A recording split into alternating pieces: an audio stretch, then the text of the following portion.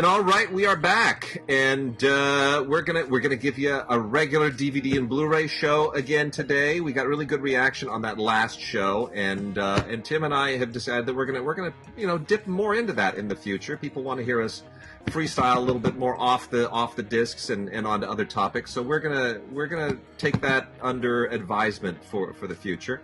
All within the realm of things that we actually know about. Well, that's think of this: the entire world can be and is filtered through movies.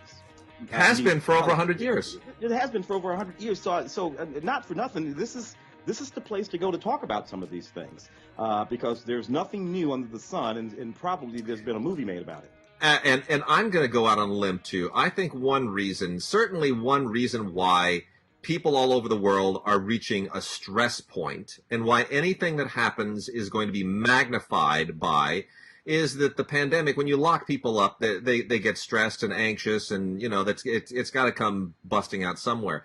But I also think the arts, and particularly movies, are both a direct and a vicarious way of interfacing with the world and coping with whatever issues you may have on it.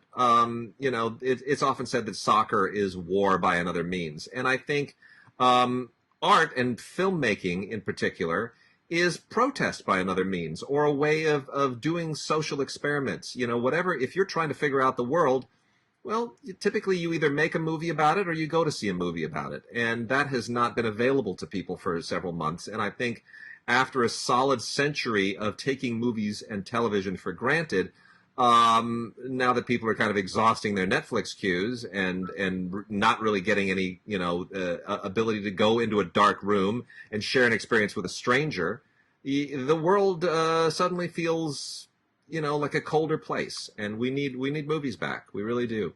So we're gonna roll here on some of this week's DVDs and Blu-rays and things that have come in just sort of over the past few weeks, and it's really an amazing. We've got a lot of stuff. We got some amazing Criterions here. One of which is very interesting. It was timed for something that has now disappeared from the calendar this year. But in any case, I am going to start off with some of the Naxos classical music stuff, and one music thing that's not Naxos. The one that's not is Bush Live in Tampa. This is from music video distributors MVD Visual, and it is a DVD, Blu-ray, and compact disc combo box in a DVD CD-sized thing, but it's got it all. It's a nice little package, and I've never been a huge fan of Bush, but this is from their Tampa performance, which I think was relatively recent. But anyway, it's just basically straight up Bush live concert for those who are fans of Bush and have been for a long time. It's kind of an ageless group. Their following has not diminished at all. Got one DVD here from the Royal Shakespeare Company and Opus Arte. This is William Shakespeare's Taming of the Shrew, which is maybe, I have to say, the film version with Richard Burton and Elizabeth Taylor may be my favorite Shakespearean film. Just because it's so damn entertaining, and Elizabeth Taylor goes so completely crazy in it. But this is a great stage performance as well. It's enormously entertaining. It's a great take on it. It's very funny. And the thing that's nicest about this is that they clearly have a new generation of Shakespearean stage actors who are going to show up in movies in the next 5 to 10 years and on British television and hopefully even American television and movies. And they're really, really good. There's some great talent in here. And it's... there's something really reassuring about that after all these centuries, Shakespeare is still kind of like forging the next generation. Got a Bel Air Classique title here, Verdi's Falstaff, which is really, really a very entertaining staging of it. This is from the orchestra and chorus of Teatro Real, and it's really good. I've seen a couple of different Falstaffs. This is maybe the best one I've ever seen. The music is great, but in terms of the staging and the performances, this really elevates it well above what most people are accustomed to with quote-unquote opera. We've also got Richard Wagner's Der Fliegende Holländer. There's no way of saying that without sounding like you want to conquer the world. and I can say that because I'm half German. Richard Wagner's Der Fliegende Holländer. This is kind of a pretty aggressive staging by a director named Paul Curran, and I did a little bit of research into Paul Curran because I'm not that familiar with him, frankly. And this is from the Orchestra I Coro Bel Maggio Musicale Fiorentino. Don't really know much about that particular operation, but it was recorded at the Teatro del Maggio in January of 2019, so it's a very, very recent performance. This is more commonly known to most people as the Flying Dutchman, but I like it when you say Der Fliegende Holländer. It just sounds more intimidating. This was shot in 4K Ultra HD. It is only on Blu-ray, but it's a very aggressive staging of it. It's impressive, but a little bit cold. So take that for what you will. Then we also have a lovely Blu-ray disc, the LA Phil 100, the Los Angeles Philharmonic Centennial Birthday Gala from Walt Disney Hall. I had no idea the LA Phil was that old, but I've grown up with the LA Phil. Tim, you've been to Disney Hall, haven't you? Oh, yes, many times. Love See, it. I have yet to go to Disney Hall, and we're like more than 10 years, 15 years into the thing. I haven't been to it yet. It's crazy. I went when Gustavo Dudamel took over from Esa-Pekka Solomon. Yeah. And you know, the entire time Esa-Pekka was the conductor of the symphony, never went to see Esa-Pekka. I didn't either. Right? And then here comes, I said to myself, you know what? I'm not going to miss the debut of Gustavo Dudamel. And that's when we went down to Disney Hall. Well, I really, really need to make an effort to do it. I mean, it's a great resource. You know, it's not like New York where everything is very concentrated and you're about a 10 to 15 minute subway run from pretty much anything. You know, you can go within a few minutes. You can pretty much go from any Broadway theater to Rockefeller Center to Lincoln Center to Soho to Madison Square Garden. They're all right there. LA is not like that. For those who don't live here, you know, to go down to the Music Center downtown, depending on where you live, is a bit of a schlep. You know, I mean, we all live in the same general LA metro area, but seriously, depending on where you, like, for the Hollywood Bowl, for instance, when I want to go to the Hollywood Bowl, I literally have to set aside a timetable of 2.5 hours from the time that I leave my front door, and lock it to the time that I expect to actually sit my butt down in a seat. I need to allow 2.5 hours. Now, that's just for driving, waiting in line, parking, walking, going through security. The last time we did that, I think it might even have been my daughter's first ever concert, which was Jeff Lynne and ELO, which is basically just Jeff Lynne. Yeah. And we had the nosebleed seats at that concert, which meant that my little daughter, who was at the time probably about 2, I basically had to carry her all the way to the nosebleed seats of the Hollywood Bowl, and that was exhausting. and I mean, you know, you see people carrying, you know, cooler chests and everything up there. Anyway, the LA Phil 100 Gala is absolutely wonderful. It includes performances conducted by Salonen, by Dudamel, and by Zubin Mehta, who shows up every once in a while as conductor emeritus. It's really, really beautiful. A lot of just really, really great stuff here. It includes a Richard Wagner prelude to Die Meistersinger von Nuremberg, some Ravel, a world premiere of Daniel Bjarnsson's From Space I Saw Earth, which was a commission specifically for the LA Phil, which is absolutely beautiful. And then there's more on the second disc, which is all about the tradition of the new, they call it, the LA Phil. It's just gorgeous. It's really, really beautiful stuff. And then there are 4 titles from Naxos proper. An opera I'm not particularly familiar with, kind of newish, kind of a little bit tweaked. This is from the Dutch National Opera, which is Stefano Landi's La Mort d'Orfeo, The Death of Orpheus. And it's kind of supposed to be funny, I think. This is from the 15th century. I'm not terribly keyed into it. It was all right. I watched about a half an hour of it. And then we have Der Zwerg by Alexander von Zemlinsky by the Berlin Opera and Chorus, Orchestra and Chorus of the Berlin Opera, more specifically. This also includes an Arnold Schoenberg piece on it, which is great. Schoenberg is very revered at my alma mater, UCLA. They named the musical building after him, Schoenberg Hall. But otherwise, Alexander von Zemlinsky's Der Zwerg, otherwise known as The Dwarf, is the opera here. It's a one-act opera from 1921, and it's a little bit avant-garde, but it's fine. It's decent. It's good. And then. The last one of the operas is Henry Purcell's King Arthur, which is sung in English with German dialogue. Believe that or not, that's Blu-ray from the Staatsoper, the Staatsoper Unter den Linden in Germany, the choir and the opera of Unter den Linden, and the Academy of Music in Berlin. It's really kind of wild. They went a little bit overboard, I think, with some of the art direction and costuming and stuff in this. But Purcell is a significant figure, and King Arthur is something I was not familiar with, but it's fine, fair enough. And then the last one is a Tony Schmidt film called The State Opera, which is essentially a documentary all about the process of 3 different operas and how they are staged and come to life and so forth. And it's very, very interesting. If you are more familiar with, obviously, the process of film, as Tim and I are, it's really much, it's quite a radical departure to see how you put an opera together. It's even radically departed from, I think, state theater here, our Broadways and our, off-Broadway theater productions and musicals and whatnot.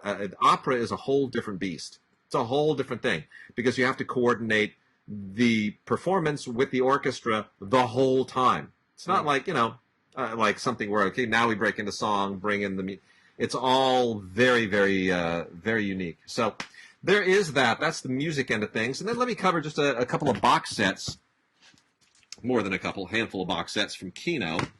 Kino's released a whole bunch of really, really terrific box sets over the past couple of months. And we've got, first off, the Barbara Stanwyck collection, which brings together Interns Can't Take Money, The Great Man's Lady, and The Bride Wore Boots. Those are 3 films of Barbara Stanwyck's career that are perhaps not as famous as some of the other stuff. They're from the late 30s into the mid-40s. But she's great in all of them. She's absolutely fantastic. 2 different leading men, Joel McCrea in Interns Can't Take Money and The Great Man's Lady, and then Robert Cummings in The Bride Wore Boots. And Barbara Stanwyck, I still think one of the great underrated screen legends of that period. Double Indemnity, obviously, is a thing we always associate her with. I always think of Ball of Fire as well, but she's just, you know what? She's incomparable.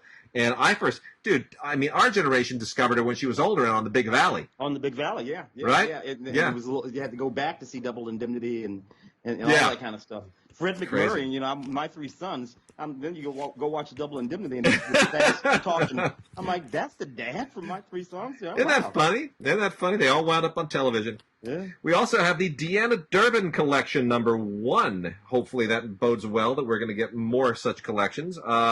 This is 100 Men and a Girl, 3 Smart Girls Grow Up, and It Started with Eve. Deanna Durbin, just a delightful presence, kind of forgotten today in many respects, really worth rediscovering.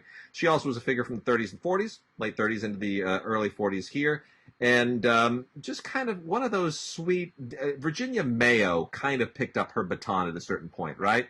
Mm-hmm. Deanna Durbin just has this really, really sweet, wonderful comedienne quality to her, and she's the best. Leopold Stokowski and Adolphe Menjou co-star in 100 Men and a Girl.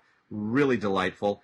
And the other one that I think is really, really great is It Started with Eve, because it's got Robert Cummings again and Charles Laughton, who is always just perfect. Really beautiful.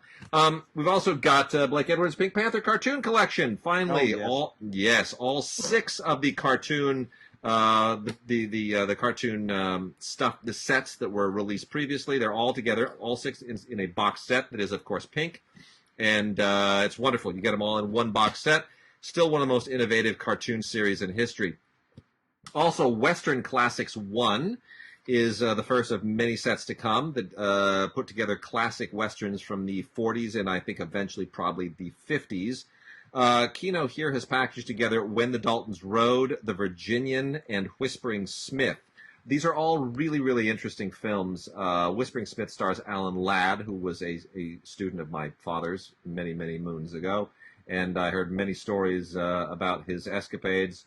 Maybe I'll share some of them at some future point on the show. Whispering Smith is not necessarily one of his best performances, but it's not a bad Western generally, thanks more to Robert Preston than Alan Ladd, frankly. That's from 1948. The Virginian has Joel McCrea, basically standing between the woman and the cattle thieves and the usual kind of the lone man of the West scenario. And then there is When the Daltons Rode, which is all about the Dalton gang. Yeah. And Randolph Scott leads that one with Broderick Crawford in a really, really good supporting role. So that's Western Classics 1. We then also have 3 volumes of film noir, The Dark Side of Cinema, Volume 1, 2, and 3. There are 5 films in Volume 1 and 3 films in each of 2 and 3. I would recommend, if you're a film noir fan, don't chintz on this. You want to grab them all. Most of the really big ones are in Volume 1. It includes A Bullet for Joey, Big House USA, Storm Fear, along with Witness to Murder and He Ran All the Way. Those are all really important noirs, but especially Big House USA and A Bullet for Joey. Those are really important. The 6 films that are in Volumes 2 and 3 are a little bit less, but not significantly so. They're just kind of lesser known. The Female Animal with Hedy Lamarr and Jane Powell is probably the most famous on the 2nd volume. That's from 1958. Hedy Lamarr, by the way, getting a biopic treatment soon, isn't she? Well, Hedy, people don't realize that Hedy, in addition to being ridiculously beautiful and a very good actress, was a genius who invented things during Wi-Fi. Wi-Fi. Yeah. She invented Wi-Fi. Everyone in the world who uses Wi-Fi, you owe that to Hedy. Yeah. And yet I can't think of her name without picturing Harvey Korman in Blazing Saddles. Go figure. And then Dark Side of Cinema 3 brings us again a great Barbara Stanwyck performance with Robert Preston in The Lady Gambles, which is from 1949. Really, really a pretty fun film. And you also get The Sleeping City in this set with Richard Conte and Colleen Gray, which is a little bit of an underrated noir from 1950, which is really interesting. I find that noir takes a fascinating turn from the 40s to the 50s, and this is what I think is the thing that happens. Noir in the 40s is still kind of living with the residue of Prohibition. It's about crime, and it's about extortion and cheating and theft and heists and Maltese Falcon stuff. By the time we get into the 50s, there's kind of a post-World War II thing going on with noir. A lot of it is about spies. A lot of it is about political corruption. It suddenly is. It's not about your regular street-level crime.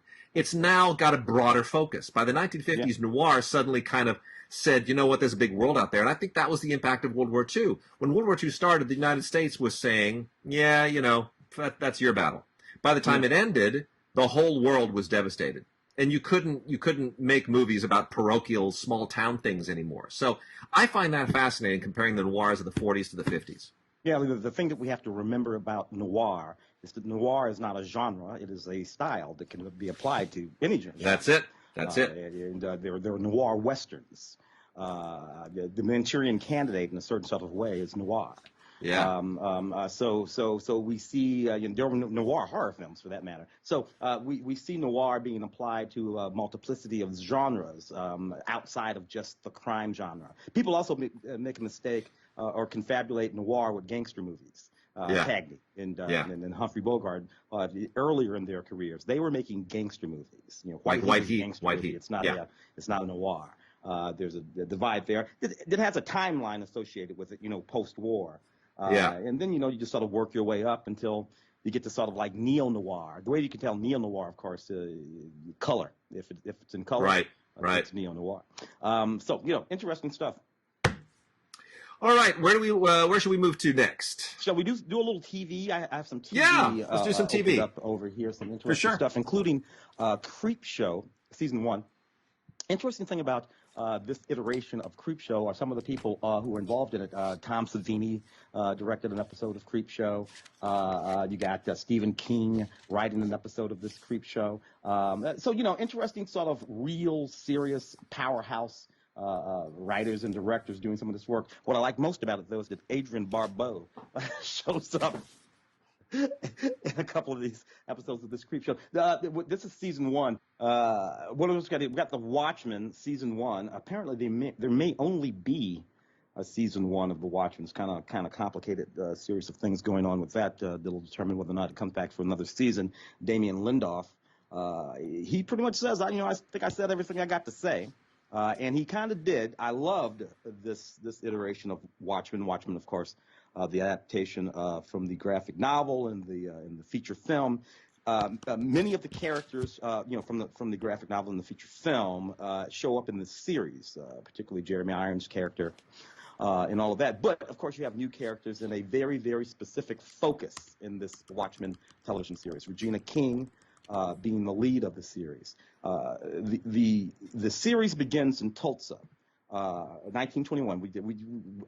We just dealt with all kinds of things related to Tulsa, Oklahoma, and Juneteenth, and all of that. That stuff is in this series of the Watchmen, and we work our way up to the present day. Touch on many of the things that are touched on in the film.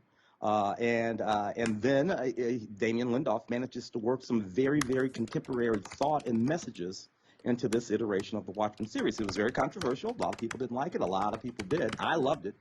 Particularly loved the work of Regina King here. This is how clever this iteration of the Watchmen is. You watch this season 1, and by the time you get to the end of it, I'm not going to ruin anything for anybody. It's the kind of thing you really have to watch on your own. When you land at the end of this series, you think to yourself, oh my goodness, it was right in front of me. Yeah, the whole time. Damn time. Yeah. Right in front of you. Right in front of you. And I think that's just excellent writing, excellent filmmaking.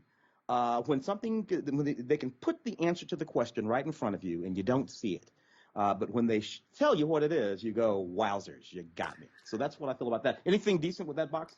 Yeah, there's a ton on this one. 90 minutes of special features, including 2 exclusive documentaries that are really worth checking this out all by themselves. Tons. There's trailers. There's stuff on directing and Comic-Con footage and things on the visual effects. I mean, the notes from the graphic novel artist Dave Gibbons. I mean, it's really just everything you need to know about how they put it together, how it was planned and executed. What I love about this is that this is one of those rare times where I feel like Hollywood takes a risk. Now, I know you're thinking, like, Watchmen, it's a famous comic book. How can that be a risk? Everything's comic book these days. There's nothing risky about a comic book. Yeah, but the movie Watchmen was a bust. Yeah. It was not good. It kind of left a bad taste in everyone's mouths about comic books generally. It was R-rated.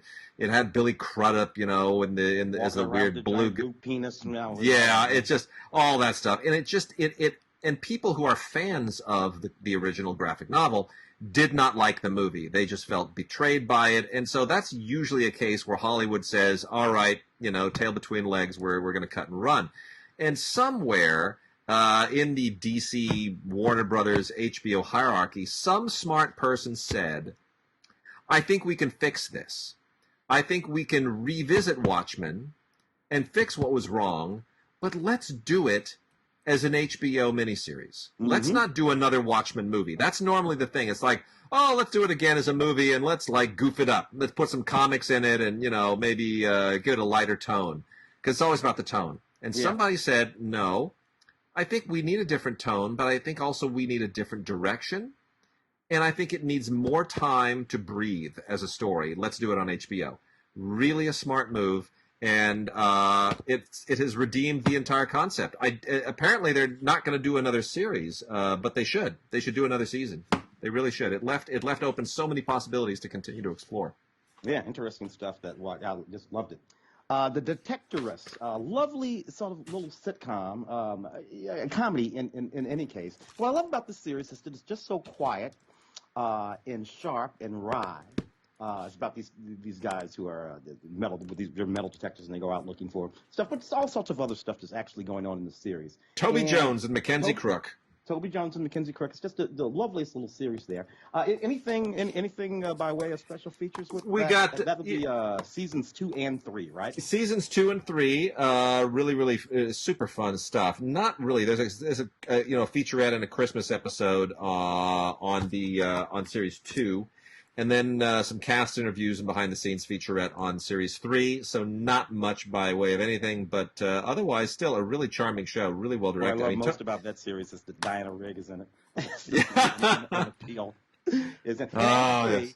She plays the mother of her own actual daughter in the series. So Rachel Sterling, who is her actual daughter, is in the series. I didn't know that. Rachel Sterling? And she's actually her actual mother. Rachel Sterling is her daughter. That's amazing. I didn't know that. Yep. Wow. It gets to play her own daughter. Even I learn things on this show. Fantastic.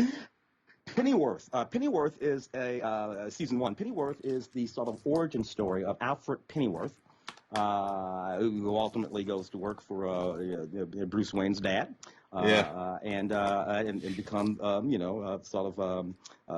taking care of young Bruce Wayne, who will eventually become Batman. So Pennyworth was a special forces soldier, I suppose, during World War II. Now, this series, it takes all kinds of flights of fancy. From the sort of ordinary Batman series, and sometimes the numbers don't really add up in terms of they do not. Things. No, don't make any sense. It's kind of set during the mod 60s. Kinda. With all sorts of backstories with these sort of clandestine groups fighting each other to take over parts of the government, and you have the sort of supposed to be socialists. It speaks to some of the riots that they had in the 60s with the coal miners and the police. It sort of speaks to some of that stuff, so it's interesting in that sort of way.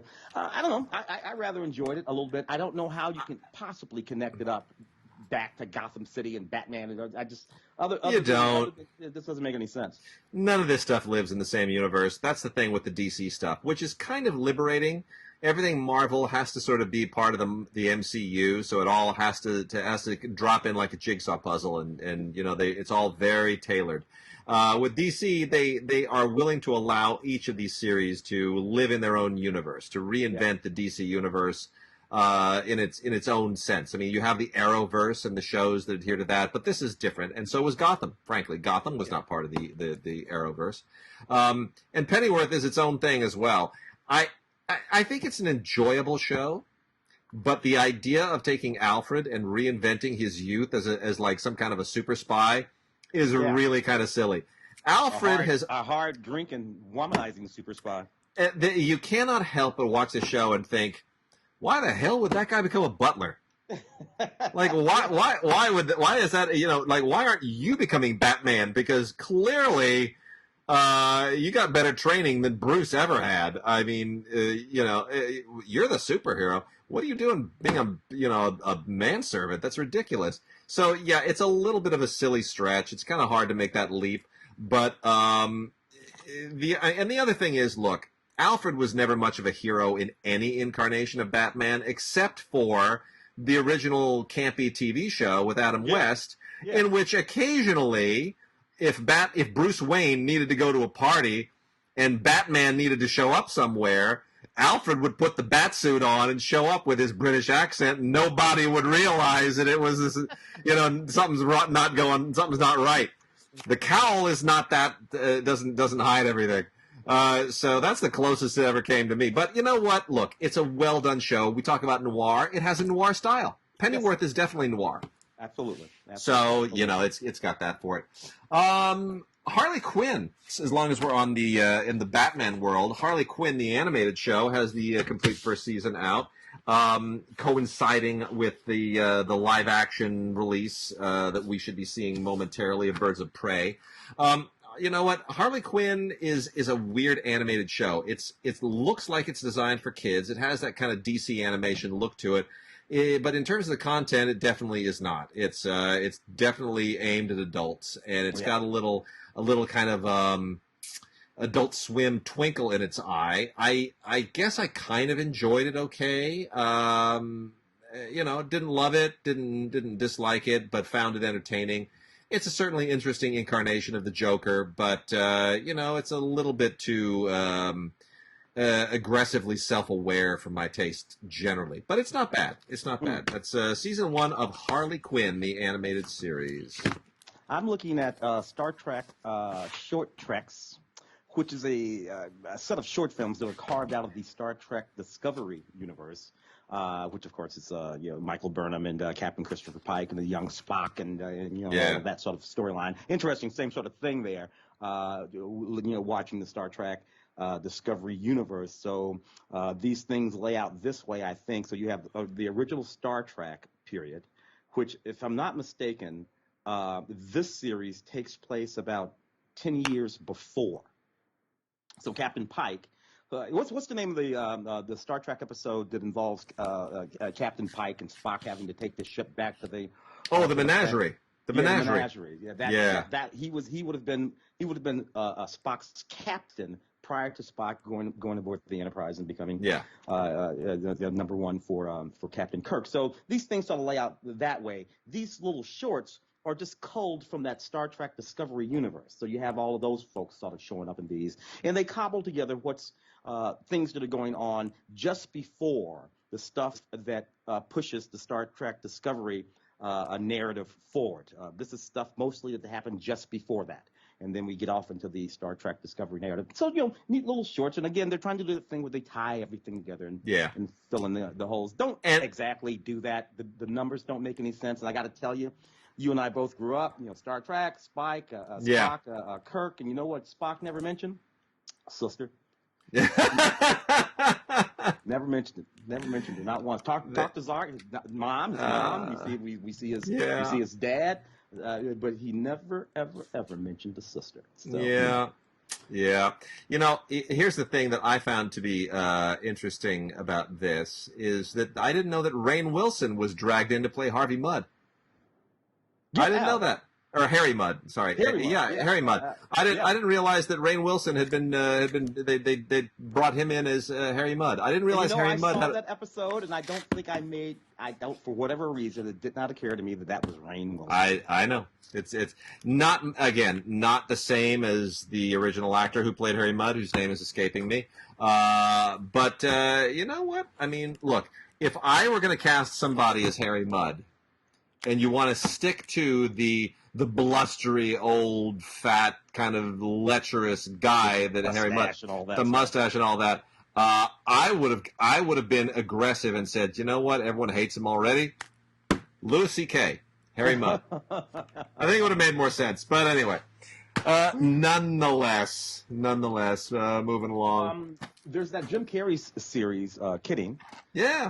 Which I watched season 1 of that. I kind of fell off of season 2, but I rather enjoyed it. He's sort of playing. He's not playing a Mr. Rogers type character. Everybody says that, but it's not really at all. But he is the host of a children's show, and he's a guy who's fairly meek and introverted. He has his wife and kids. His family's kind of falling apart, and that's just sort of like underlying the thing the show is about, how this guy who has to be this very particular way in the context of the kids that he works for in this television show, and how he is all torn apart inside about the dissolution of his family, and is probably dealing with some sort of trauma and stress, yet he still has to be this other guy on television. It's kind of interesting in that way.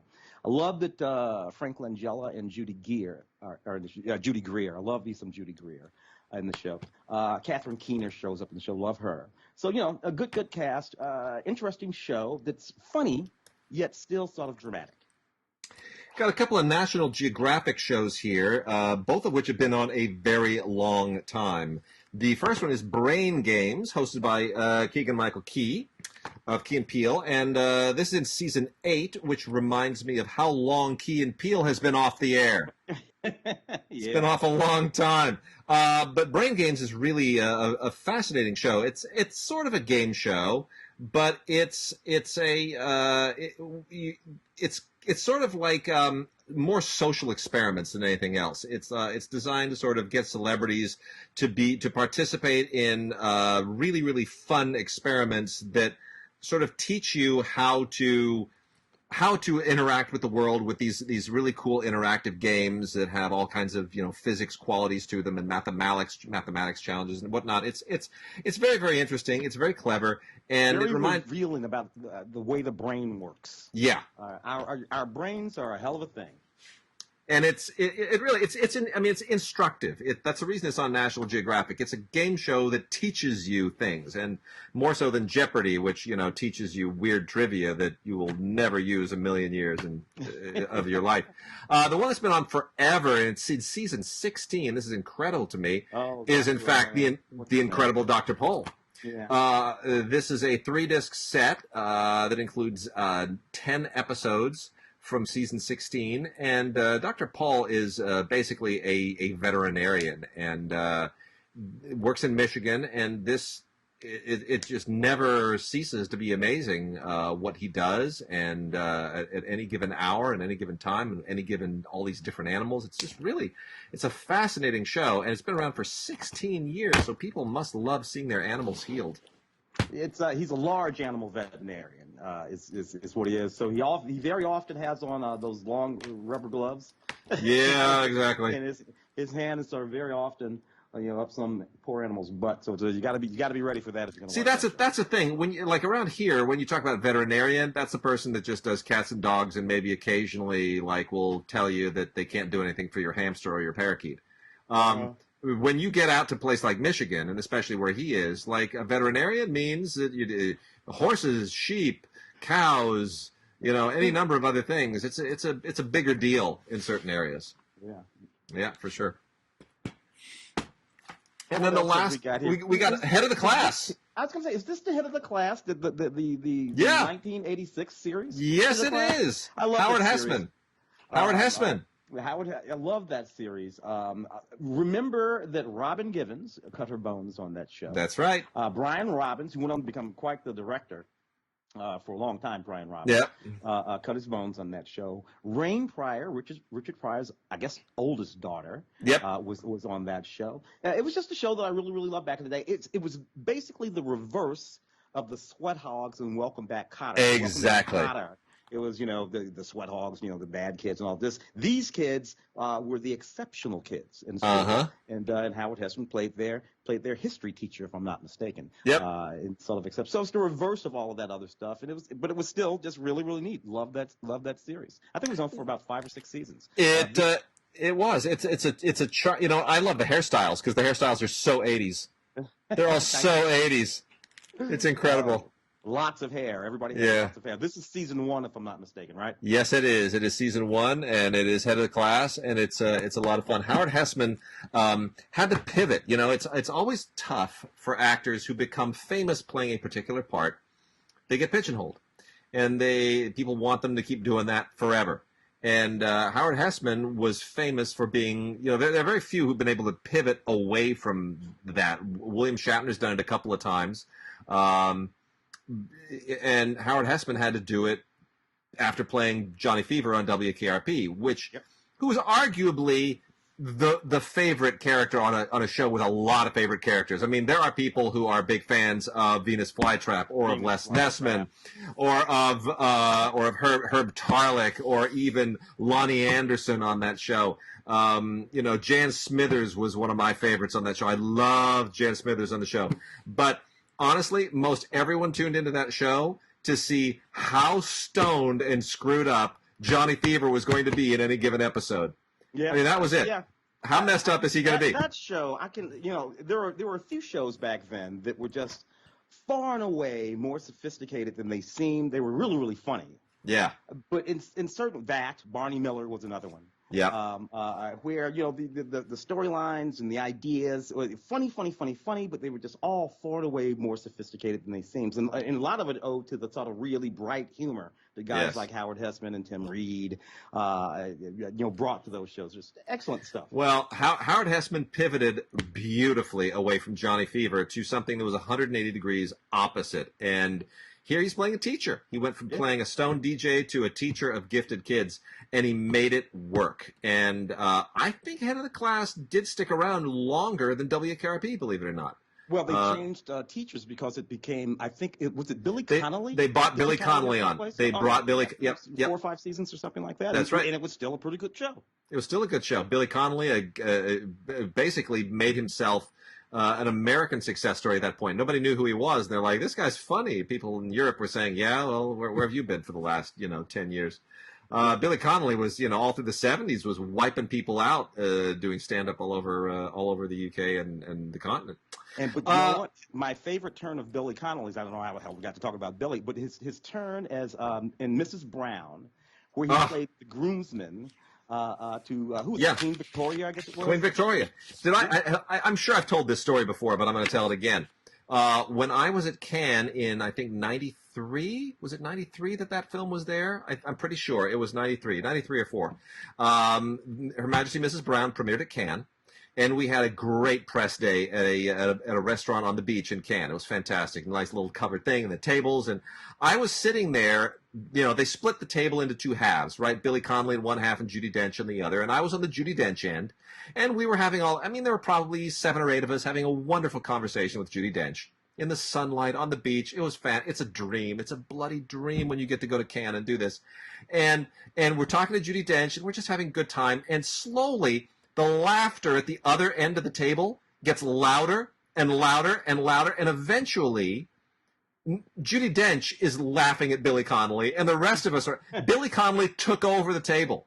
He took over Judi Dench's half of the table, and we all just kept laughing. He was so damn funny. It was just unbelievable how funny he was, and it's all natural. It's not prepared material. It's not Robin Williams. No, it was a different thing, but he was just funny. Billy Connolly has one of the funniest things. I don't know how we got off on Billy Connolly from Howard Hessman, but thank you, Head of the Class. Billy Connolly, I subscribe to his little daily feed thing on Facebook, and there's an old interview. I forget what show it's from, but he's basically saying I was never any good at school. I didn't like school. I was terrible at school. And whoever it is, it might have been Jimmy Fallon or somebody, just asked him and said, well, you didn't learn anything? Not a thing. Didn't learn anything at school. So if you ran a school, like, what do you think schools should teach kids? What should they be teaching? And he, without even missing a beat, he goes, how to get rich and how to get laid. That was it. That was it. That's all he cared about. And by the way, that's the proper education for both the boys and the girls. Billy Connolly. He's just, he's an old hippie from the 70s who just never grew up. I want to hit a bunch of these titles from Paramount, if I could. We got a bunch of stuff from Paramount that's worth mentioning. There is because Paramount is now releasing their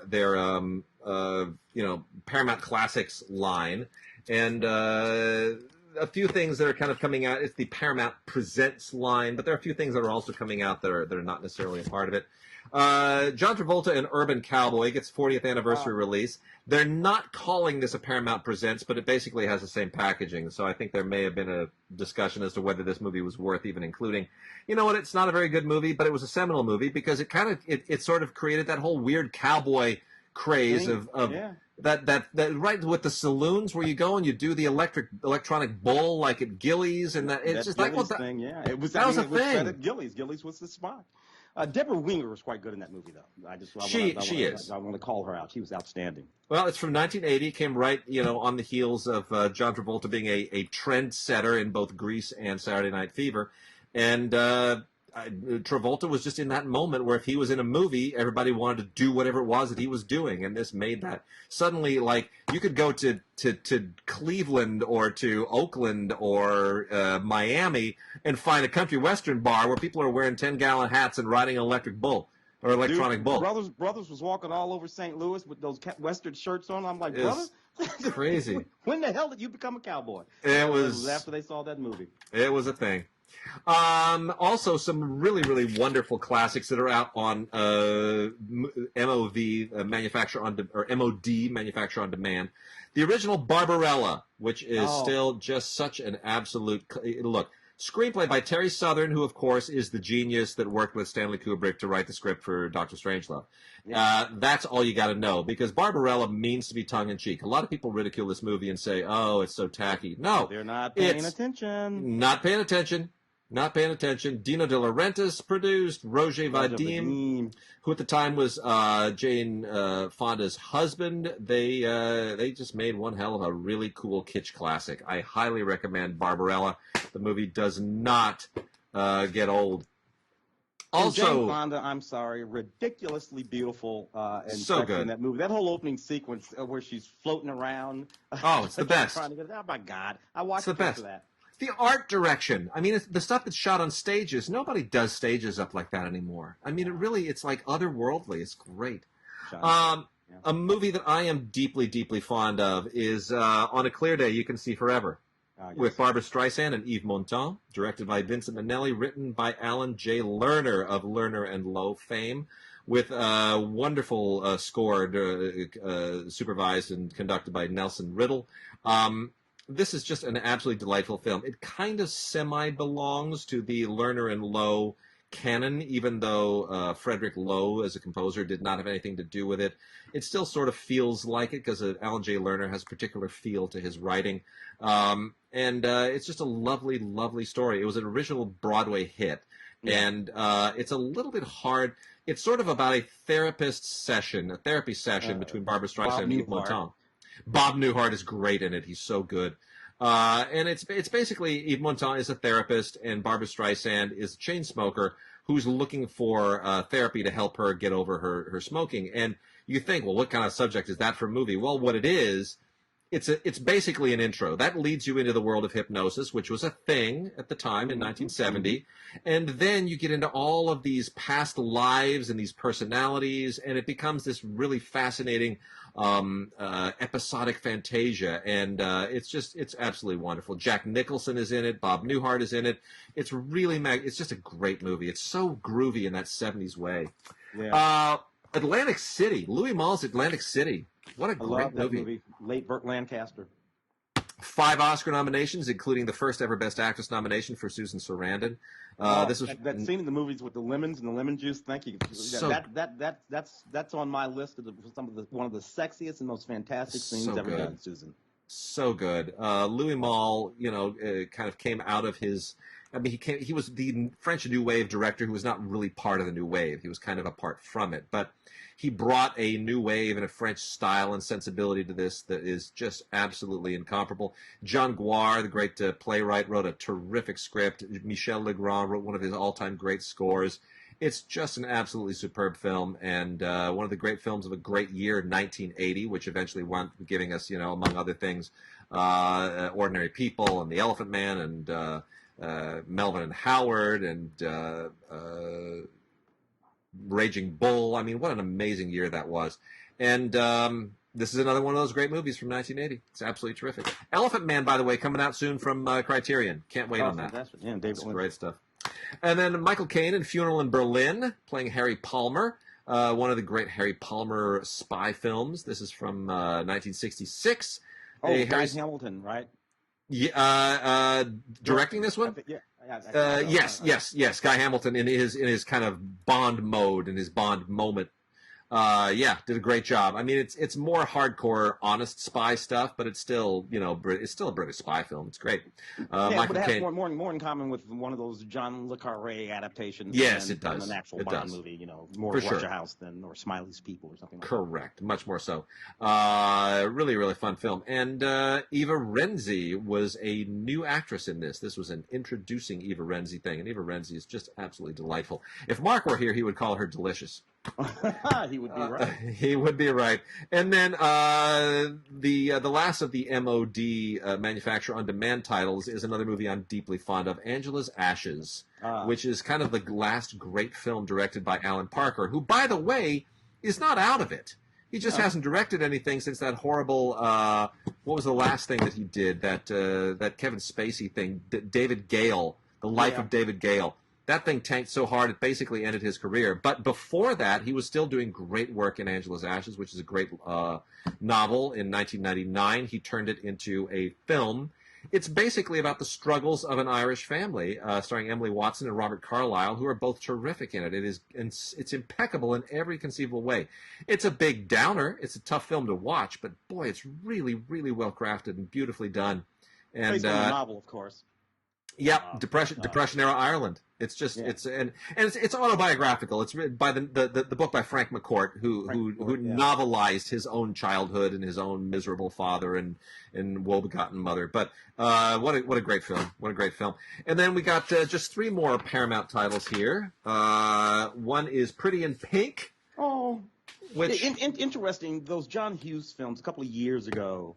As we were going through the sort of Me Too and all that kind of stuff moment, as I suppose we still are, a lot of the John Hughes films were brought under reconsideration, you know. Yep. Molly Ringwald and other folks talking about some of the stuff that was in some of those movies, and you know, perfectly acceptable conversation. But they didn't put me off these movies. I like Pretty in Pink. I always have. And I identify with the Molly Ringwald. You know, a lot of people identify with the Ducky or whoever. But I identify with that Molly Ringwald character in that movie. Yeah. Same thing with, you know, some of the other John Hughes films. But I don't know. But, you know, people have been talking about it. But I'm not put off these movies, not at all. No, I'm particularly fond of Pretty in Pink. The only thing I didn't like in this movie was that she didn't get with Ducky at the end. Hopefully I'm not spoiling that. You know, Rosebud, Luke's father. No, Ducky doesn't win. Yeah, well, no, he doesn't. But Stan playing her dad in that movie. Yeah.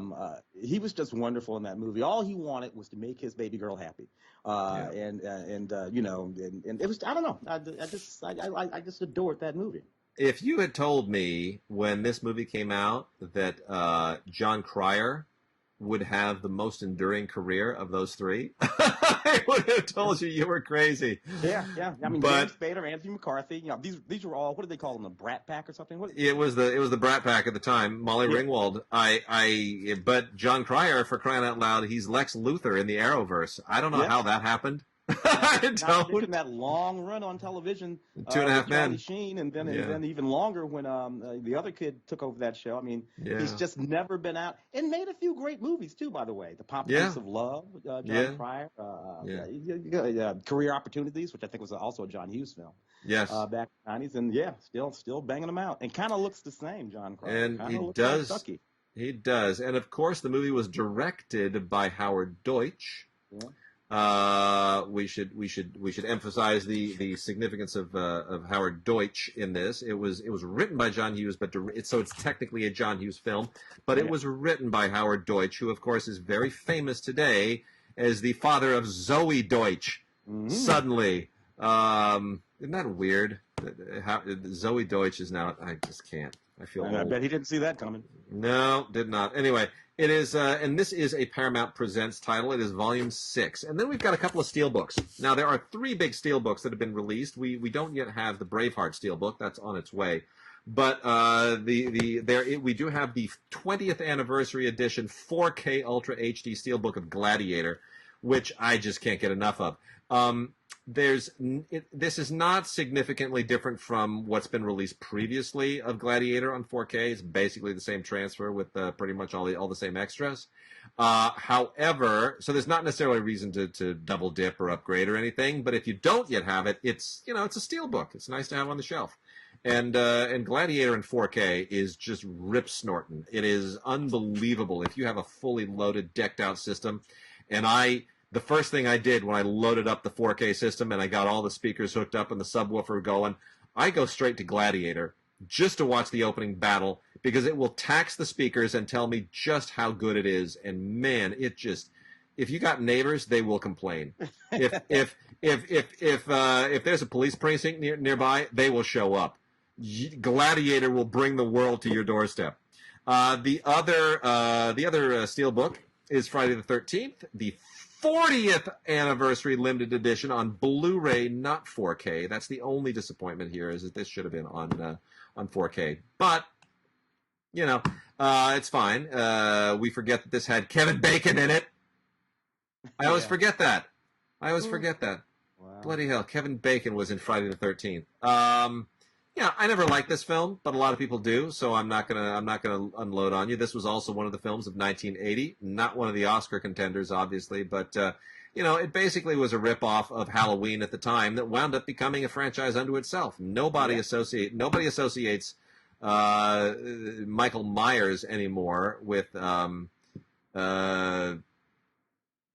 what's his face. Let's see. Michael Myers is the guy. It's the kid from Halloween. Yeah, I was gonna say Freddy. Freddy is Freddy Freddy Krueger. Krueger. No, it's not Freddy Krueger. Elm Street. He's the monster from Elm Street. Yeah, And Jason Voorhees. What did they call Jason. the guy in Friday the 13th? Jason Voorhees. Thank you. Voorhees. So again, Michael Myers, Jason Voorhees. Nobody associates those two anymore. They are kindred. But in the end, ultimately, I think Jason wound up getting the better of it because he made those Freddy versus Jason movies. Yeah. So there it is. So that's our Paramount list. I got some of the new movies queued up if you want to talk about a few of those. Yeah, let's do it. Including Jesus Rolls, John Turturro. Oh my gosh! And writing here. This is the character, of course, that spun off from the movie The Big Lebowski that he played. And I don't know, this did not work for me so much. What do you think? It didn't work. And I keyed in on something very odd when I had to cover this on radio, and I saw that Bertrand Blier got a story credit. And the Coen brothers had a story credit. I said, okay, the only reason the Coens get a credit is because they wrote the original movie. They wrote The Big Lebowski. Why is Bertrand Blier, French director who's never doesn't? I mean, I've interviewed Bertrand Blier. He doesn't speak a word of English. Why on earth would he be involved? And then I realized what it was. This is basically a remake of one of Blier's films called Going Places, which was a kind of a road farce about two guys and a girl. It was Miu Miu and Gerard Depardieu and Patrick Dwyer. Oh yes. And it was a sexy little thing in the 70s. And for whatever reason, John Turturro decided, I'm going to take my character from The Big Lebowski and I'm going to remake Bertrand Blier's little 70s road trip sex farce using Jesus, the child molesting bowler. I don't know how that ever fit in his head, but that's what this movie is, and it's kind of weird. Well, here's the thing: the child molesting bowler cannot be the hero of my movie. I'm afraid I'm not going to be able to root for that guy. So that was kind of a tough sort of call. Anyway, interesting sort of amalgamation of things there. Anything on that DVD, or is it just the movie? It's basically the movie. There's an audio commentary that he does with Bobby Cannavale, who's his co-star. But otherwise, this is just he calls a lot of favors in. Man, there are cameos galore. Christopher Walken and Susan Sarandon and John Hamm all show up. The trio here is basically Turturro, Bobby Cannavale, and Audrey Tautou. And Audrey Tautou is sweet. Is she Miu Miu? Kind of. But on balance, it's just it's a peculiar film. It's very unusual. I mean, I hate to rip on it because I really love The Big Lebowski, but this was a very strange kind of semi-sequel. Yeah, odd little take there. Butt Boy, interesting little Tyler Cornack movie about this detective who's also an alcoholic, and he goes to AA. He gets himself assigned to a sponsor named Chip. Chip becomes the suspect in an investigation of a missing kid. Now, this is all sort of wacky in and of itself, but the wackiest thing about it is, the cop starts to believe that people are disappearing literally up Chip's butt. That's the title. In any case, it's kind of a wacky movie, comedy. It's kind of sci-fi kind of thing going on. Anything on that DVD? No. Yes, it comes with a butt. No, there's a commentary and a trailer and a featurette. There's otherwise nothing on it really. And thank goodness because it's wow, that's plenty for sure. Oh my goodness! It's called Spy Intervention that came out actually this year. It's kind of a comedy, and it's about this world's greatest Bondian sort of spy who sort of falls in love with this woman and decides to abandon his career as a spy, but the spy world don't want to let him go. So the adventures keep coming, even though all he wants to do is hang out with his girl and eat quiche. cute little movie that I happened to see and rather enjoyed. Did you see Emma? I did see Emma. Let me pull it out. Yeah, I did not see Emma. Interesting that it came out. I mean, there are a lot of incarnations of Emma. So many incarnations. Well, we haven't had one since the Gwyneth Paltrow version. And I gotta say, I think as much as I love that one, and I really do love that one, I think this is the definitive. Oh. It really is. There's Emma is a little bit different from all of Jane Austen's other stuff in that it really is lighter and more farcical. It's almost Jane Austen verging on Oscar Wilde in a way. And I think there's so much about it that has never been done correctly. There was also another version of Emma that was done for British television back, I think, late 80s, early 90s. And this is just delightful. Directed by Autumn de Wilde, with whom I'm not at all familiar as a director, but who clearly understands the material on a level that it has been missing for a long time. She clearly understands just exactly where to modulate the comedy and the romance and to really crank it up. And I think as a result, this winds up being just the most delightful version of Emma I've ever seen. And I've seen those two previous ones, and I think there was another one. I'm thinking of Clueless. Clueless is Emma as well, right? Yes. Yeah. Yeah. But between the British TV version and this one and the previous one with Gwyneth Paltrow, this far and away is the most delightful. It's got deleted scenes, gag reel, and some featurette stuff on it, plus a commentary that is revealing, but probably not as revealing as I would have hoped. But nonetheless, it's really fun. And Anya Taylor-Joy, let's just emphasize it, Anya Taylor-Joy, who is a total unknown, who plays Emma, is going to be a huge star. She is going to be huge. Fabulous. Really a great film. Also comes with Movies Anywhere, so you can add it to your Vudu or whatever, your Movies Anywhere account, and you can stream it anytime you want. Make yourself feel better. It's a lot of fun. I saw this Michael Winterbottom film, Greed, with Steve Coogan. Michael Winterbottom and Steve, of course, do all of those Trip 2 movies. With who is it? Robert. I forget the name of the guy who does this movie. And those movies are really, really clever and funny as they roam around the countryside. I think the last one was Trip to Italy, if I'm not mistaken. Yeah. In this film, Michael Winterbottom is playing this character, sort of like greedy Trump-esque sort of character with these bleached white teeth, and he's a billionaire, but he's not really a billionaire because he's always losing money. and he's going to throw himself this gigantic party. The problem that I had with this movie, it's a satire, of course, is that it wards politics a little too much on its sleeve. Yeah, I thought so too. For my taste, it's just, it's all just right there, and that makes it just less clever. You know what? I've seen a few of these lately, and where they are.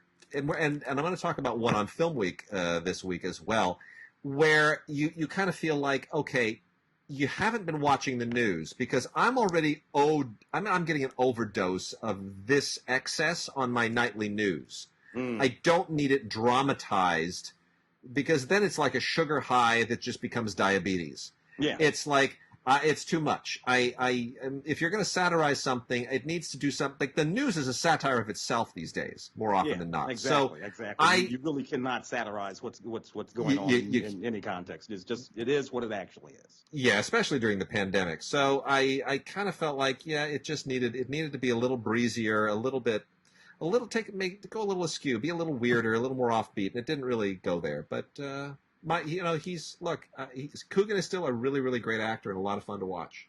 Yeah, there's a whole lot of improvisation in all of these movies. And the thing about this movie, Steve, it really is funny. I mean, just about everything that comes out of his mouth is funny, but everybody else is improvising too. Yep. And sometimes the scenes aren't even coherent. It's hard to figure out what the hell they're even talking about because nobody's on any script at all.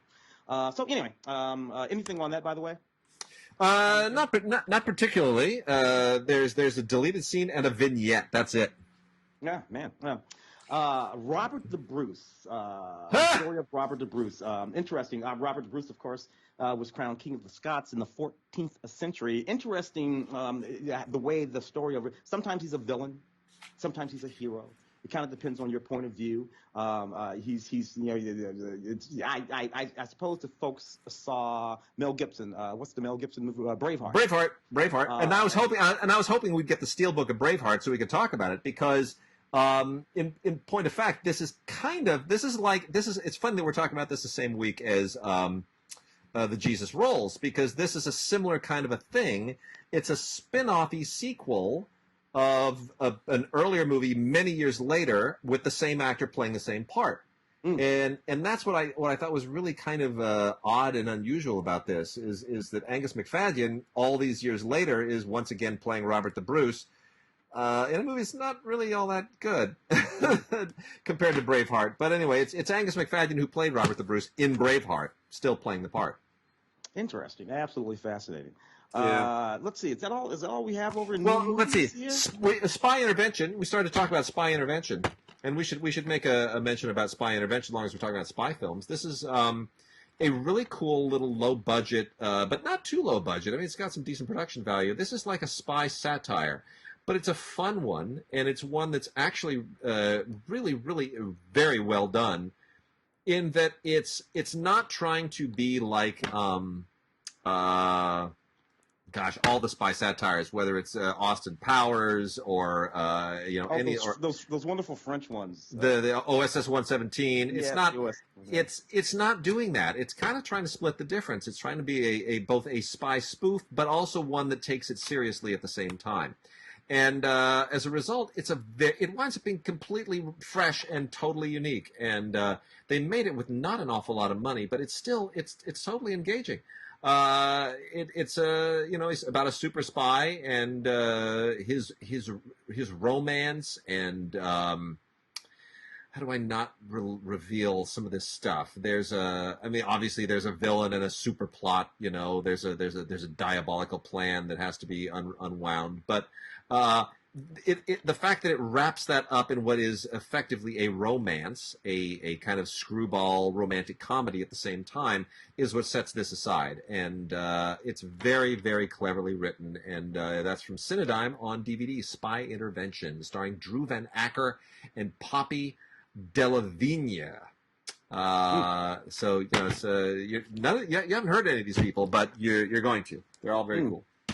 The Hunt.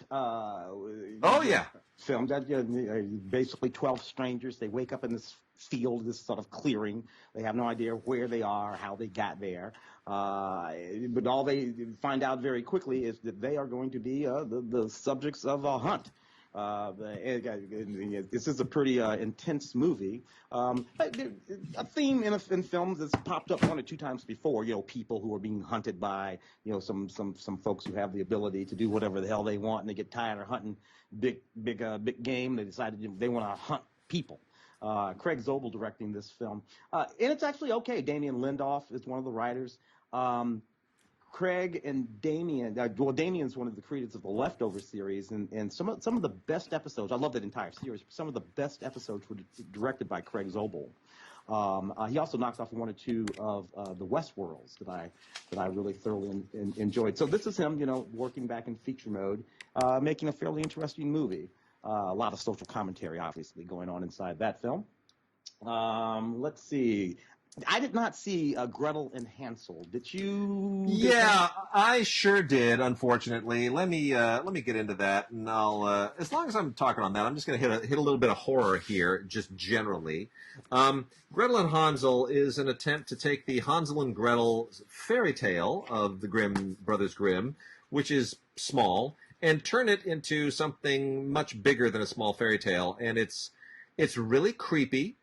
The style is very effective. The story makes absolutely zero sense at all. None.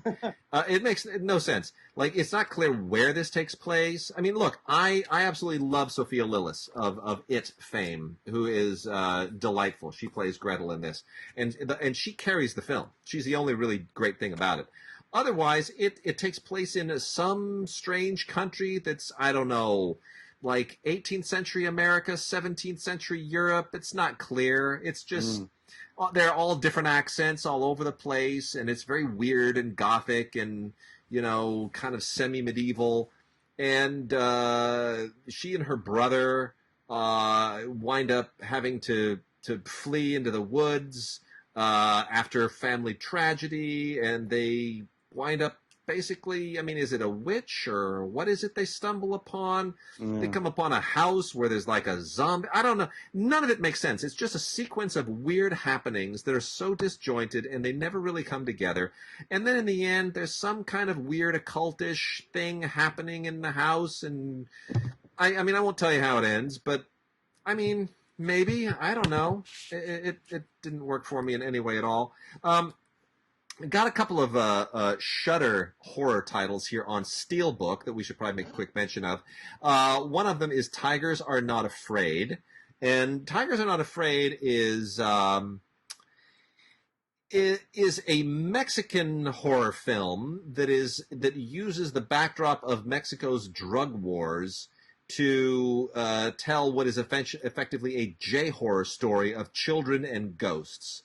And you got these orphaned kids who are haunted by ghosts that all right, I'm not gonna and that's as much as I'll tell you. But it's kids fighting ghosts, and it has a connection to the drug wars, and it's really, really horrifying. It's a little bit don't watch it with the lights on. Let me put it that way. Watch this one with the lights on.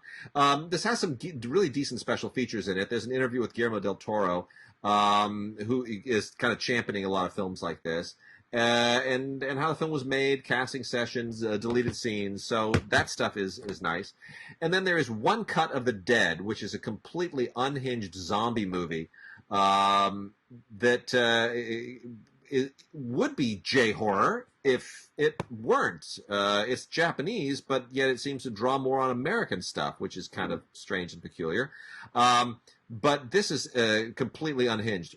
Asian zombie movies tend to be really great, like especially the Korean ones. Train to Busan is terrific. It reinvented the zombie genre in ways that made it completely fresh, that even World War Z was not doing.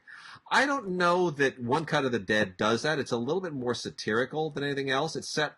It basically uses a zombie movie as the backdrop. Like these people are shooting a zombie movie in this remote location, and the zombie movie dovetails into an actual zombie incident.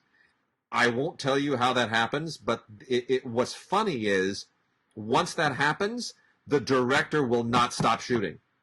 He decides we got to keep rolling on this because it's just too good, and then it just goes weird and it goes into so many different directions you can't expect it.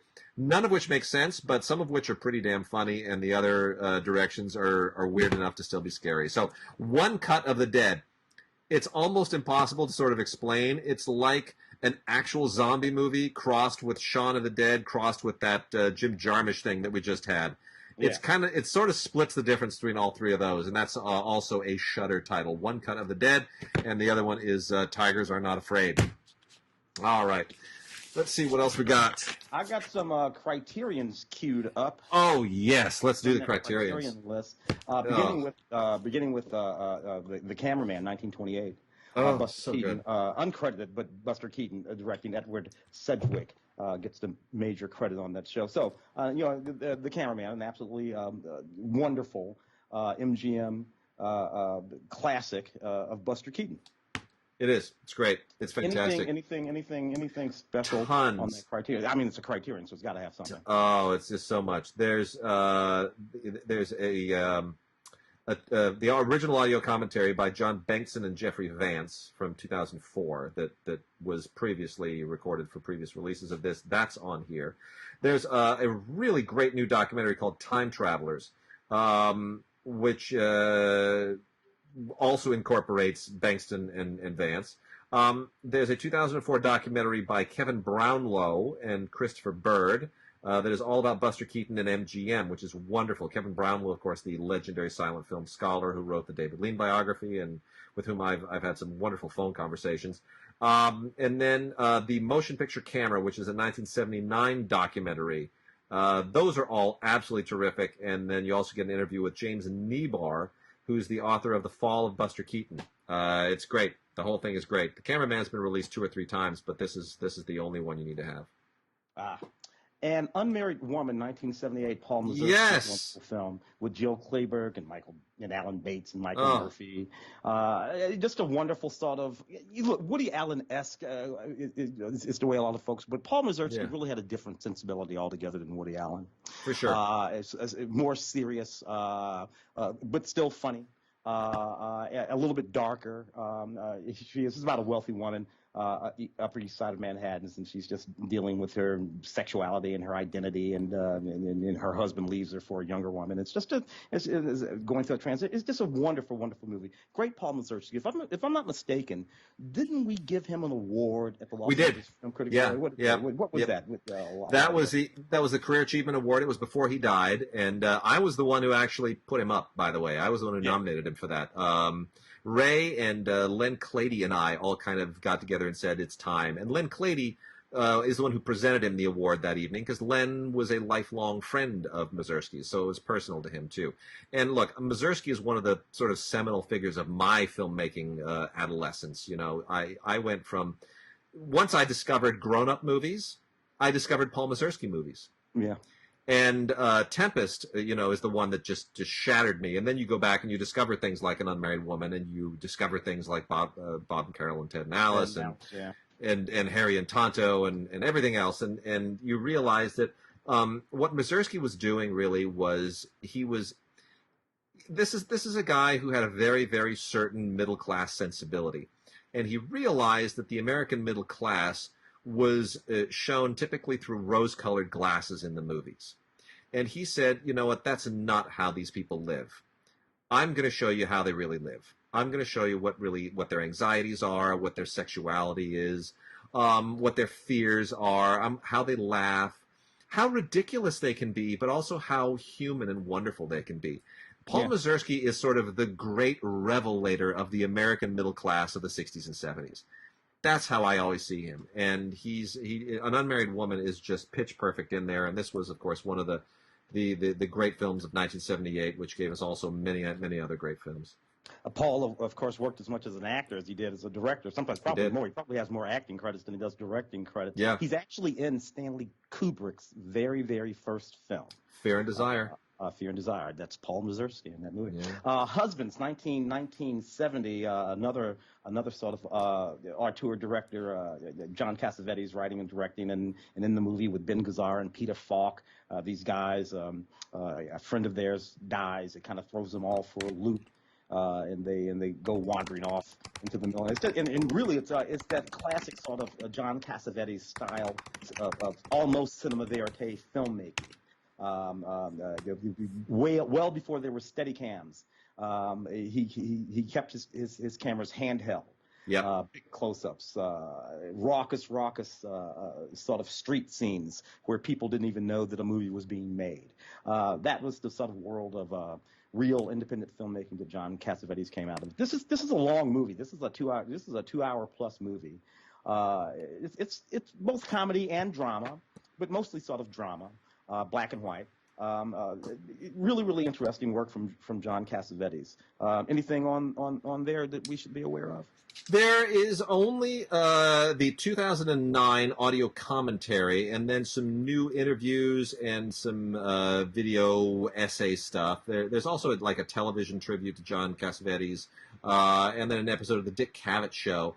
It's all, I mean, it's fine. It's all fine. It's not really deep. The Marshall Fine audio commentary is the really, really crucial thing. And the Dick Cavett Show is fun. It's fun. Yeah, you never go wrong with the Dick Cavett Show. Yeah. I remember talking about Paul Dano's, I think, directing debut film, Wildlife. Yeah. With Carey Mulligan and Jake Gyllenhaal, Zoe Kazan and Paul Dano writing the screenplay. I love this film. Very, very interesting film. Complicated relationship between this husband and wife to have this little boy. Jake Gyllenhaal, the father, sort of abandons them and he goes off to take these sort of ridiculous jobs. He doesn't really work at all. And it's all about Carey Mulligan's sort of response to all of this. Yeah. And I think the kid's name is Ed Oxenbull, is the little boy, and how he sort of has to deal with this bizarre behavior going on between his mother and his father. Very, very interesting screenplay, very good, interesting filmmaking from Paul Dano.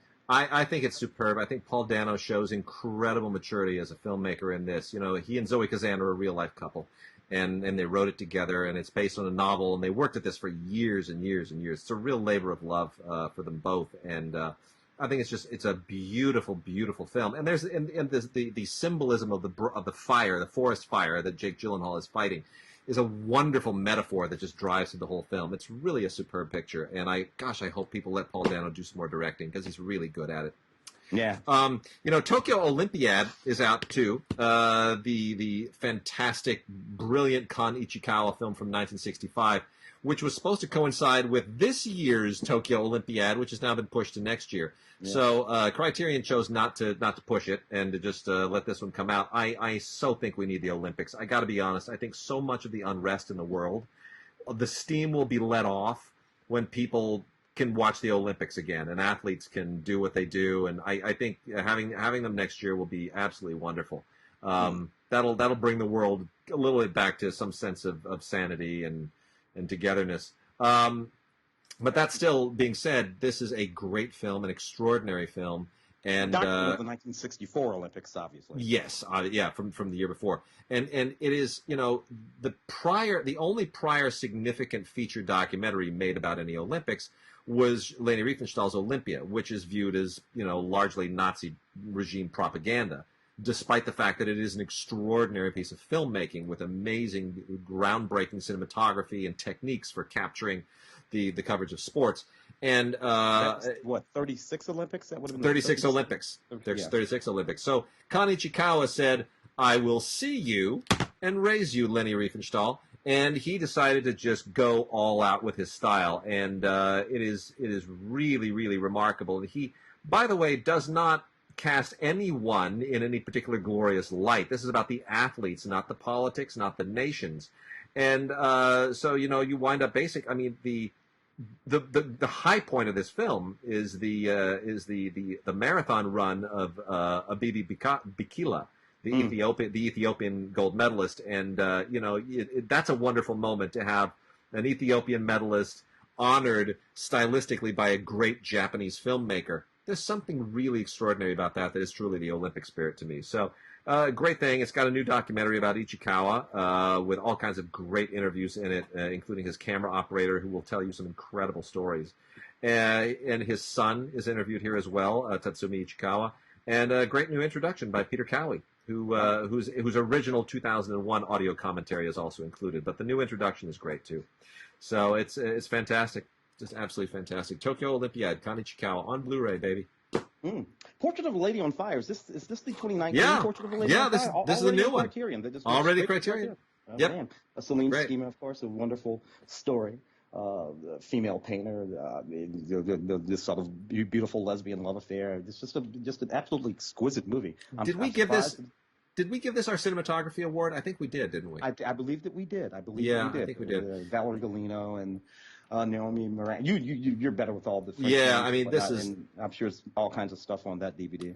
It's great. Noémie Merlan and Adèle Haenel are the stars. It is very beautiful, poetic love story, wonderfully photographed, very tenderly told, and you know, you got to get it. It was one of the great films of last year and the Cannes Film Festival, and it just got overshadowed a little bit by Parasite, which also made the journey from Cannes to the Oscars and was distributed by the same company, Neon. But you know, it shouldn't hide in Parasite's shadow. It deserves a little light of its own. So there's also a really interesting cinematographer interview from 2019. The cinematographer, by the way, also a woman, Claire Mathon, who does a great job here. So really, really good. And then the last criterion is Scorsese shorts. Yeah, what's up with that stuff?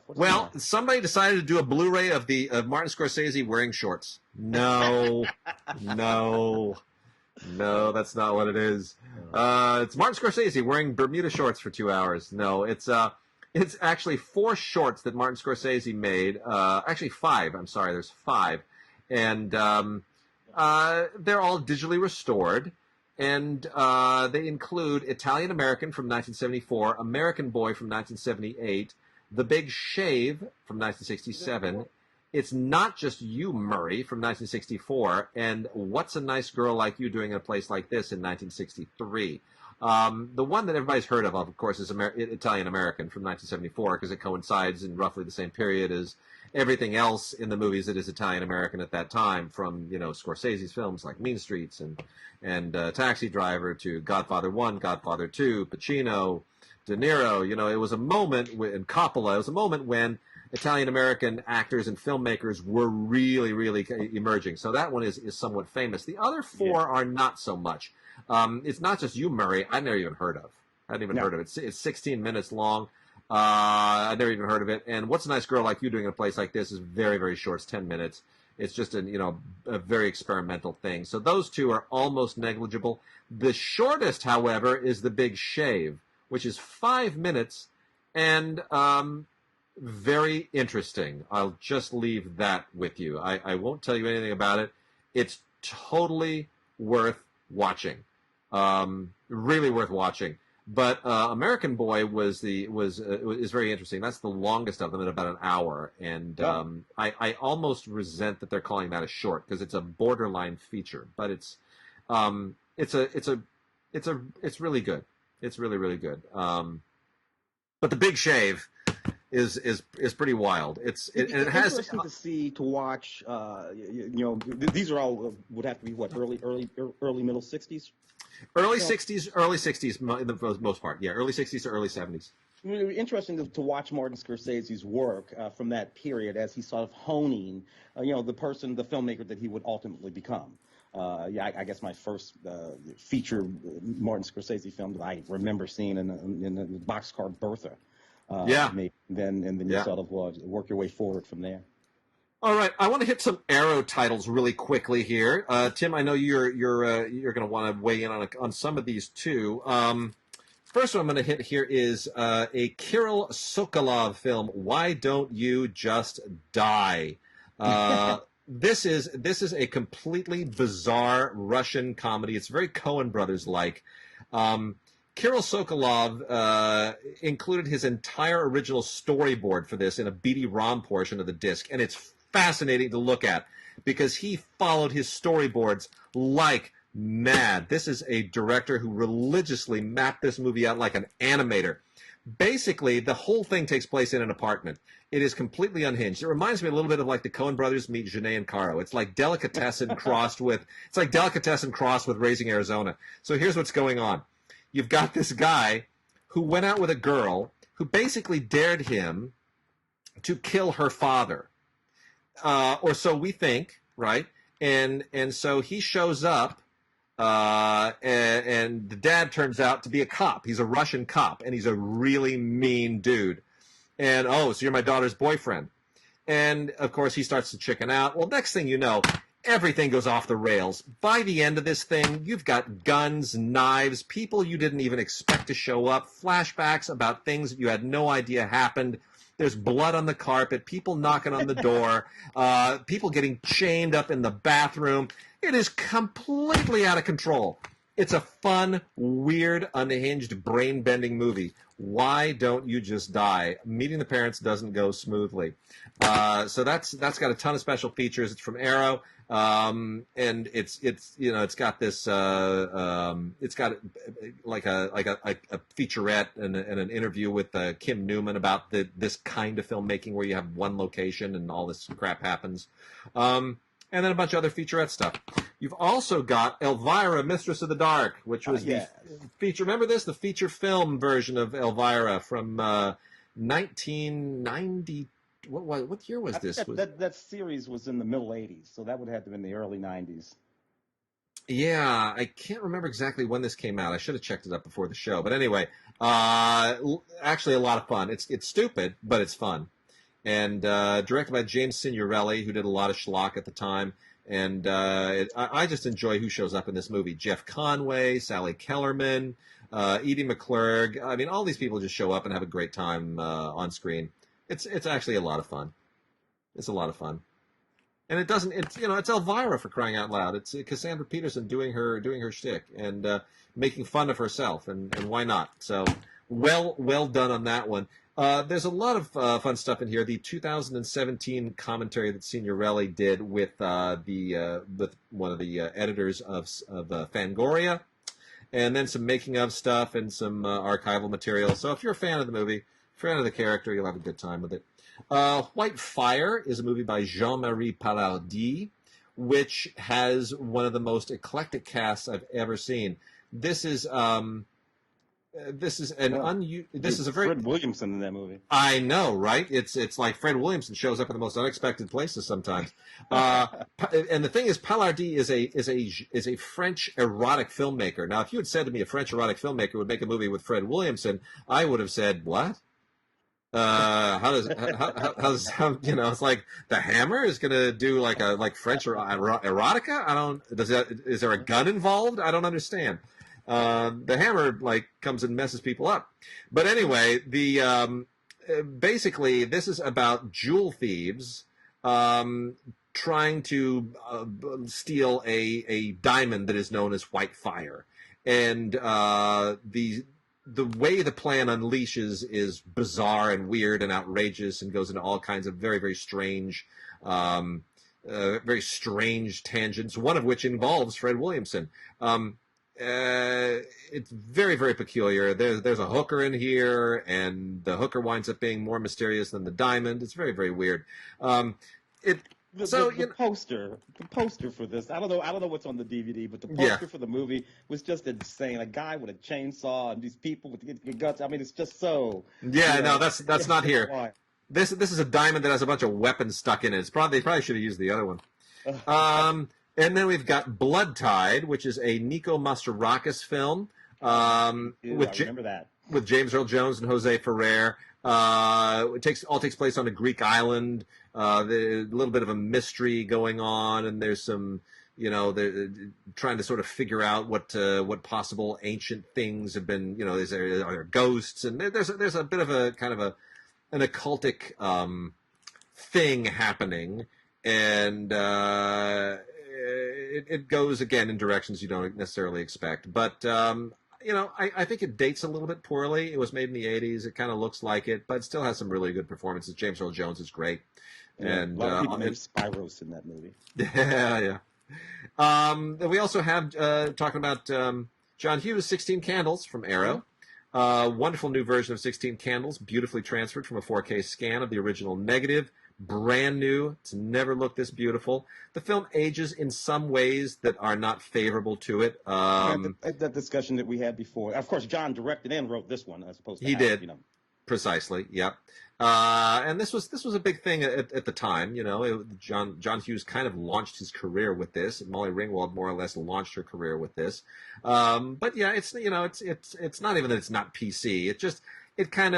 Some of the jokes date in a way that isn't necessarily favorable. But nonetheless, it is a seminal film for a certain generation, has tons of extras on it, and I'm still going to give this a good recommendation. It's worth watching again. It has two different versions of it, one of which is 2 minutes longer. This has the additional cafeteria scene, but not that makes a whole lot of difference.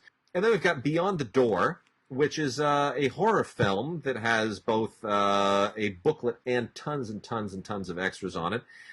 This is from 1974 from Ovidio G. Asonitis. I wouldn't call it quite a giallo film.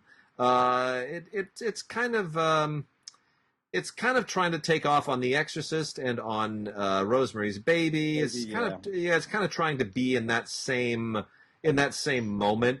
It's gross, it's nasty, but you know what? It's as far as Italian giallo-ish occult films of the 1970s go, it's probably one of the most famous ones not directed by Dario Argento. So for people who love that kind of thing, there it is.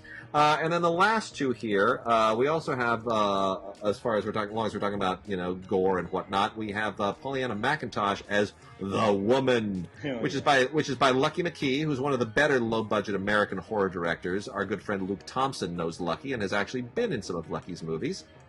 There's commentary by Lucky McKee on this, and tons and tons and tons of making of featurettes and interviews and music videos and the usual stuff.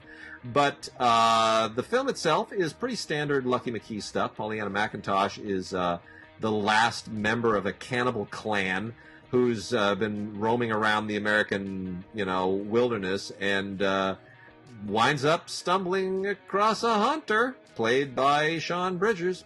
And I won't tell you what goes after there, but he wants to try to civilize her. I'm going to tell you, it ain't going to work quite so well. And then the last one is The Wind, also by Nico Mastorakis. The Wind is, so-so. It's kind of it's sort of a horror-y, slashery 80s thing. It also doesn't age terribly well, but it has a bit of a cult following. And it's got a few good extras on it, so fans of Nico Mastorakis will probably enjoy it. But again, this is strictly for genre fans, not really necessarily for anybody else. Nico made that movie Glitch back in the 80s. Oh, that's right. Yeah. Oh man, good stuff. That's it this week. We got through a lot of stuff, and we're gonna put something together good for you next week. I'm on radio this week as well on KPCC Film Week, scpr.org. If anybody's around on Friday to give that a listen at pretty much. I mean, it's live at 11 a.m. Pacific time. And then reruns on Saturday, and then it's podcastable. Otherwise, email us at gods@digigods.com or gods@cinegods.com, and ask us anything, or go on the Facebook page. You can go on the CineGods Facebook page or the DigiGods Facebook group, which requires membership. And we will see you guys next time. All right.